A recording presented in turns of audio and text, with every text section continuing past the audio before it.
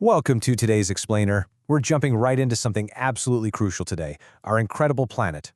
We're going to explore the magnificent variety of life it holds, and honestly, our immense responsibility to it. We aren't just residents crashing here on Earth. We have a very specific job to do in the grand design of these global ecosystems. So to really grasp what our role is, we got to go right back to the very beginning. Genesis 2:15 tells us, "The Lord God took the man and put him in the Garden of Eden to work it and take care of it." Being a steward of the earth isn't just some trendy new idea. It's literally a job given directly to us by God himself. He entrusted us with his creation. That means taking care of the plants, the oceans, the animals, the whole shebang is a fundamental part of our duty. And that brings us to a really critical word. Let's dive right into this, biodiversity.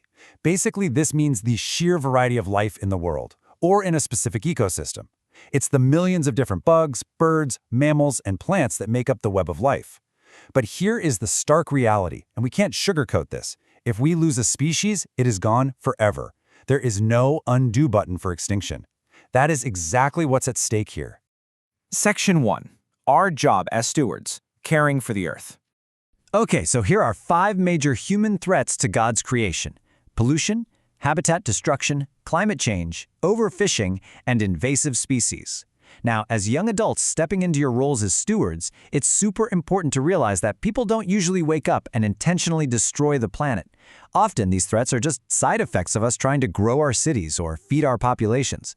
But intentional or not, the impact on biodiversity is totally devastating. It's a really stark cause and effect when we expand cities without thinking ahead, chop down vast forests, or let toxic runoff pollute the rivers. We are actively shrinking animal habitats. And for an animal, their habitat is literally everything. It's their grocery store and their home all in one. Without it, they simply can't survive. They don't have anywhere else to pack up and move to. Section 2. Real-world extinction examples. How human actions trigger a chain reaction. Let's look at deforestation, for example.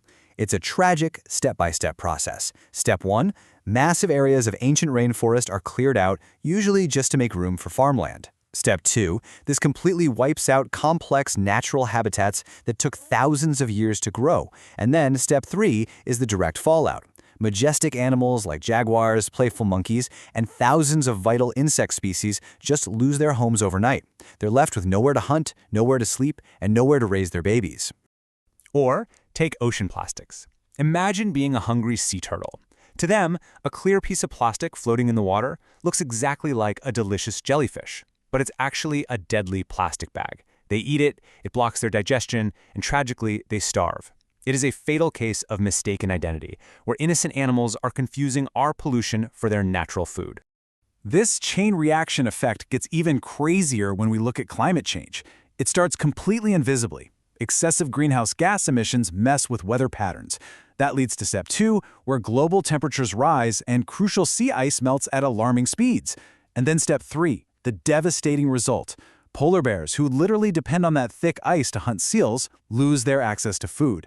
Because some species just can't adapt fast enough to these rapid human-caused changes, they face the very real threat of dying out completely.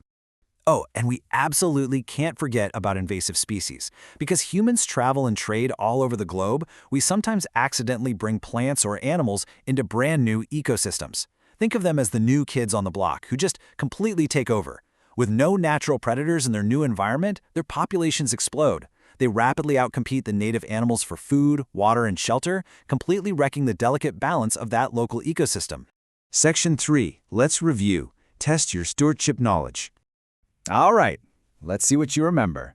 Question 1. What are 3 major human threats to biodiversity? Take a second. If you thought of pollution, habitat loss, climate change, overfishing, or invasive species, boom, excellent job. Question 2. How does deforestation affect animal populations? Think back to that chain reaction.